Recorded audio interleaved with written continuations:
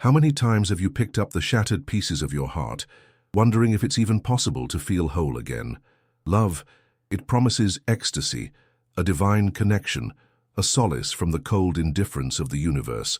But for so many of us, for you who have weathered storm after storm, it delivers a pain so profound, a desolation so complete, that the very idea of opening yourself up again feels like a fool's errand. You've loved deeply, haven't you? Poured your soul into another, only to have it returned and, or worse, disregarded, broken. And now, the echoes of that suffering haunt your quiet moments, whispering that perhaps it's better to feel nothing at all. What if there was a way? Not to numb yourself, but to find a strength within that desolation, a calm in the eye of the emotional hurricane. What if the secret wasn't to avoid love, but to master the art of not being destroyed by it? You've been told to be vulnerable, to wear your heart on your sleeve, but for those who have suffered too much, that advice feels like a cruel joke. Tonight, we delve into the ancient wisdom of a man who understood pain, who stared into the abyss of human emotion, and returned with a chilling yet liberating truth. We explore Seneca's secret to emotional coldness. Or perhaps a resilience so profound, it feels like an armor against the agony you know too well. Prepare yourself. This is not a journey for the faint of heart. This is for those who are tired of bleeding. Lucius Annaeus Seneca, a name that echoes from the gilded, treacherous halls of imperial Rome.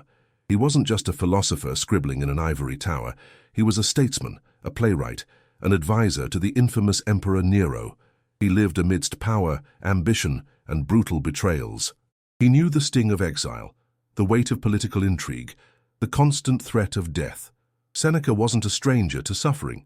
He was intimately acquainted with its many faces, and it was from this crucible of experience that his Stoic philosophy was forged, not as an abstract intellectual exercise, but as a practical guide to navigating the turbulent waters of human existence.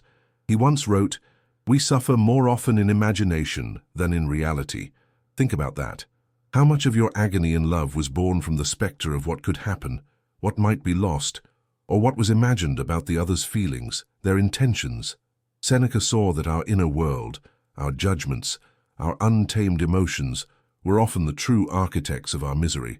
His vision wasn't about eradicating emotion, a common, shallow misinterpretation of Stoicism. No, it was about understanding emotions, dissecting them, and ensuring they served us rather than enslaved us. For Seneca, the goal was ataraxia, a state of serene calmness and imperturbable tranquility, especially in the face of what you cannot control, and what is more uncontrollable, more ferociously unpredictable than the heart of another, or indeed, your own heart when ensnared by the throes of love. He teaches not to become an unfeeling statue, but to become a fortress, capable of weathering any emotional siege, especially the ones waged by love's betrayals and disappointments. This isn't about avoiding the fire of passion, but about learning not to be consumed by it. The root of this specific pain, the kind that gnaws at you after love has turned sour, isn't just the absence of affection. It's far deeper, more insidious. It begins in the chasm between the ideal we're sold and the reality we experience. From our earliest days, we are fed a narrative. Love conquers all. Love is a gentle haven, a perfect union that completes us. Fairy tales, movies, songs, they all weave this tapestry of blissful expectation.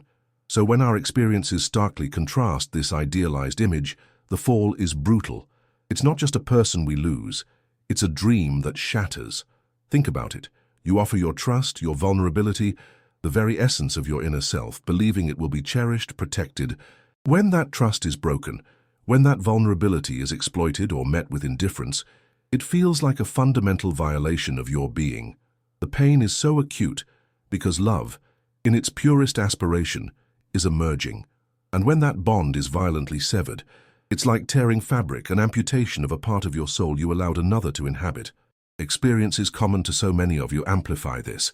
The ghosting that leaves you in a limbo of unanswered questions, the infidelity that turns your shared history into a lie, the slow, agonizing drift apart that makes you question your own worth, your own judgment. Was it me? What did I do wrong? Am I unlovable? These questions are the venom that seeps into the wound, poisoning your self-perception. The root of this suffering, is the collision of our deepest human need for connection with the often harsh, indifferent, or even cruel realities of human behavior. It's the stark realization that the one person you believed would never hurt you possesses the power to inflict the deepest wounds, and that realization can leave you standing in the ruins of your expectations, vowing to never feel that intensely again. And so you build walls, you retreat, or worse, you cling to an illusion, a lie whispered by a society that profits from your emotional turmoil. The illusion is that this intense, chaotic, often destructive form of love is the only kind of love, that the dizzying highs and devastating lows are somehow proof of its authenticity. This is the illusion that keeps you trapped in a cycle of hope and despair. Society, in many ways, doesn't want you to find true emotional independence. It thrives on your consumption, your need for external validation, your desperate search for a fix to your heartache, be it through fleeting distractions or endless self-help promises that never quite deliver. The illusion whispers that you need someone else to be complete, that your happiness is contingent upon another's affection and approval. It tells you that to be cold or detached is to be unfeeling, inhuman. But what if this coldness they warn you against is actually clarity? What if it's the quiet strength of self-possession? The lie is that your emotional state must be a ship tossed on the waves of someone else's moods, choices, and affections.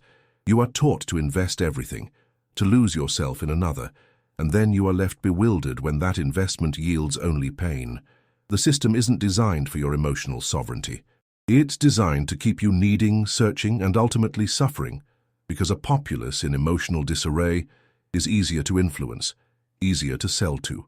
The illusion that binds you is the belief that your peace of mind is a fragile thing, held in the hands of another, when, as Seneca knew, true peace can only ever be an inside job. They don't want you to understand that the power to not be shattered already resides within you. Now let us strip away the veils. Let us confront the raw, unvarnished truth that Seneca championed. The philosophical truth is that your suffering in love, while feeling intensely personal, often stems from a misjudgment of what is truly good, what is truly bad, and what is ultimately within your control. Seneca, like other Stoics, taught that the only true good is virtue, and the only true evil is vice. Everything else, health, wealth, reputation, pleasure, pain, and yes, even the love and affection of another, is an indifferent. Not indifferent in the sense that you shouldn't care about them at all, but indifferent in that they have no bearing on your moral character, your inner worth, or your capacity for reasoned calm. The secret of emotional coldness, as the title provocatively suggests, isn't about becoming a sociopath, devoid of human feeling. It is about cultivating apatheia, not to be confused with modern apathy, but a state of being undisturbed by passions, a freedom from irrational emotional disturbances. Seneca would argue that the intense heartache you feel comes from an overestimation of love's external rewards and an underestimation of your own inner citadel. You suffer not because you loved, but because you attached your entire well-being, your very definition of happiness, to something inherently fragile and outside your complete command, another person's feelings and actions. The truth is, you cannot control whether someone loves you back, whether they stay, whether they are faithful.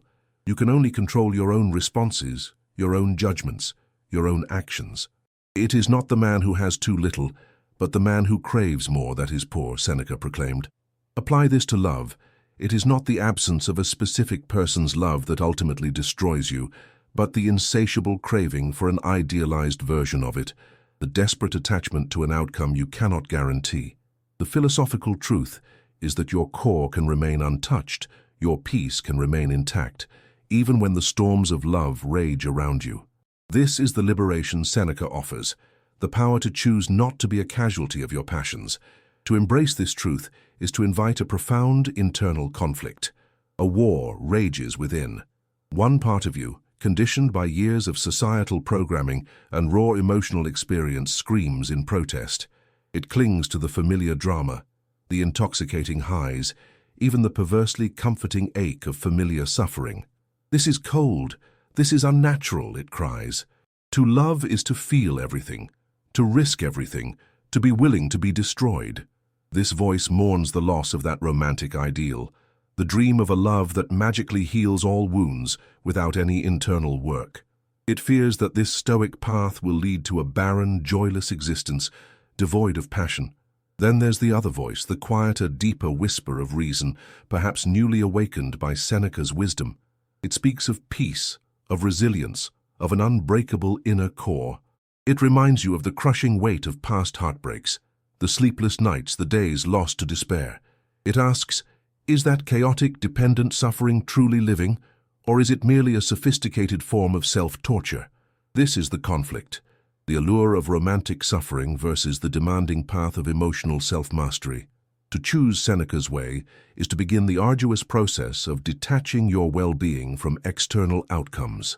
It means catching yourself when you start to catastrophize, when you begin to demand from another what they may not be able or willing to give. It means grieving the idea of what you thought love should be, and slowly, painfully, accepting what it is and what you can be regardless of it. This transformation isn't instantaneous. It's a moment-by-moment battle, a conscious redirection of your thoughts, a re-education of your emotional responses. There will be relapses, moments of intense longing for the old ways, the old illusions.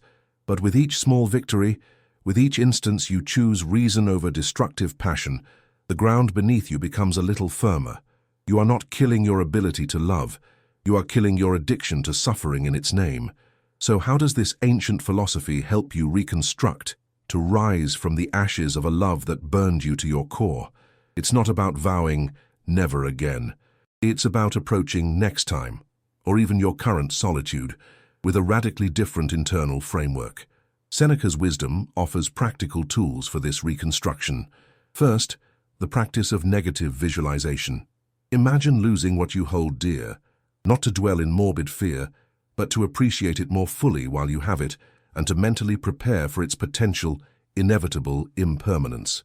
In love, this means understanding that relationships can end, that feelings can change, and that this is part of the human condition, not necessarily a reflection of your inadequacy. It lessens the shock, the utter devastation, if or when things go wrong. Second, distinguish between what is in your control and what is not. You cannot control your partner's feelings, their choices, their past, or their future. You can control your own integrity, your kindness, your responses, your boundaries. Pour your energy into cultivating your own virtues, not into anxiously trying to manage the unmanageable. This is where your true power lies.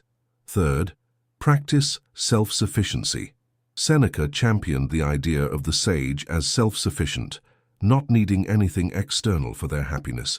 For you, this translates to cultivating a life so rich, so fulfilling, that a romantic partner becomes a wonderful addition, not a desperate necessity. Find joy in your own pursuits, your friendships, your growth. When your happiness isn't solely pegged to another person, their presence or absence doesn't hold the power to shatter your world. This isn't a call to isolation, but a call to build an unshakable foundation within yourself.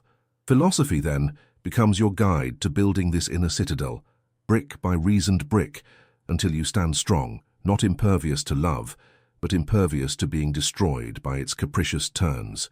It is the path from being a victim of love to becoming a calm, resilient practitioner of it, and of life itself. The night is deep, and the air is still.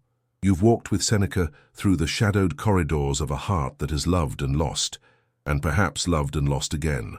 The coldness he seems to offer isn't the barren chill of an empty heart, but the cool, clear serenity of a mind that understands its own power, its own domain. It's the quiet strength that comes from knowing that while the world outside will always be a tempest of uncertainty, the sanctuary within can remain inviolable. You've been taught that love must be a wild, untamed fire. But what if true strength lies in tending a steady, unwavering flame within your own soul, a flame that no external storm can extinguish? You stand at a precipice. Behind you lies the landscape of past pains, the wreckage of idealized dreams. Before you, a path less traveled, one of discipline, of reason, of profound self-possession. It won't be easy. The ghosts of old attachments will whisper, the allure of romantic martyrdom will beckon, but the choice, as it always has been, is yours. Will you continue to be a vessel tossed by the unpredictable waves of others' affections, or will you become the steadfast captain of your own emotional destiny?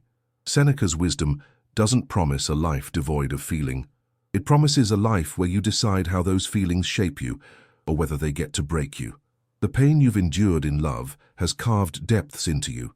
The question that echoes now, in the silence of your own heart, is this: will you allow those depths to become a tomb of sorrow, or a wellspring of unshakable strength? If this video touched something within you, leave your like, subscribe to the channel, and share it with someone who needs to hear this today. Comment below what made you think the most.